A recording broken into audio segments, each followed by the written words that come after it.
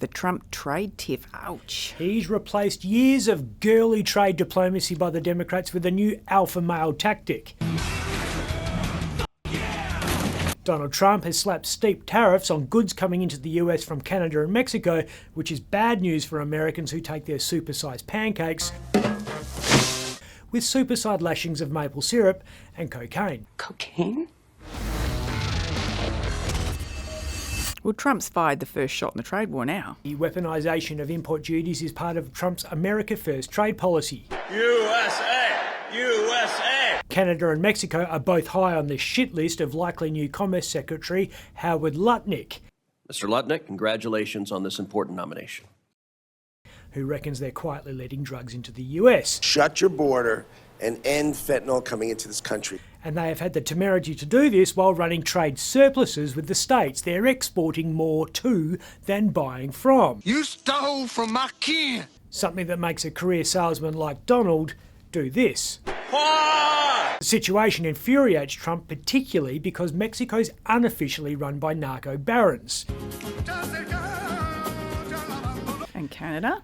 Is officially run by the only thing worse than narco barons.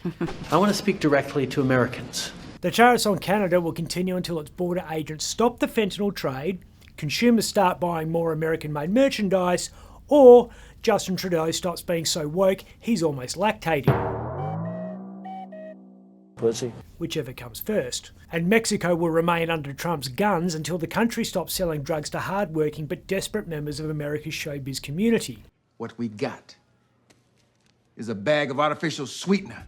Tariffs really are the perfect smokescreen. They work politically because most Americans don't really understand them. Anyone? Anyone? The president's made it out like he's taxing foreign countries when in fact he's taxing the American importers of those foreign goods. That's really bullshit. No, it's really not. Will definitely make some things expensive for Americans. The basics of life, furniture, food, even clothes. The money is then collected by customs agents and sent to the US Treasury to fund critically important social welfare initiatives like tax breaks for hard-working but desperate tech oligarchs. Hey everyone, I want to talk about something important today. The importer covers the tax by jacking up prices, which in the case of Mexican products is bad news for genuinely hard-working but desperate Americans because they're the ones buying cheap Mexican produce. Goddamn!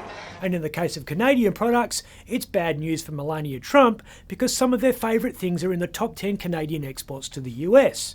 Pearls and precious stones, and plastic. Tariffs have the extra bonus of prompting extra sales tax revenue, which can be used to fund important economic initiatives like exploration incentives for hard-working but desperate oil and gas executives. Drill, baby, drill. Well, hopefully there's some money left over to reprint the world's geography books. It's not just because it's now the Gulf of America. Canada and Mexico predictably said they'd slap corresponding tariffs on American exports considered critical to the US economy. But because those countries don't import that much from America, which is what gave Trump the shits in the first place, the quid pro quo isn't that damaging. So there's little immediate downside, at least for Trump. You are fake news. I'm Ben Harvey. For more update, click the subscribe button below.